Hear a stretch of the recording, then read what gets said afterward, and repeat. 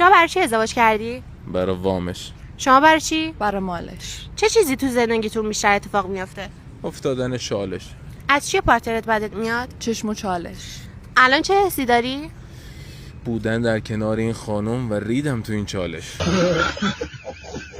شما به عنوان یه مرد چه کاری تو خونه انجام میدین؟ من یه کارآفرینم. یعنی چی؟ یعنی من کار میکنم اون میگه آفرین. تموم شد و رفت.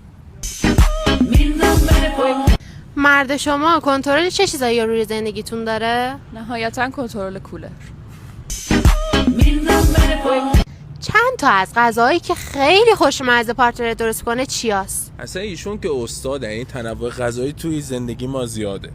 نیمرو، املت، این رو، اون رو. تموم شد و رفت.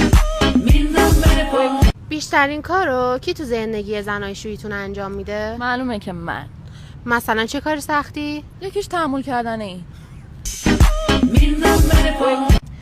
اگه پارتنرت یه خواننده بود کدوم خواننده بود؟ گل منو اذیت نکنی.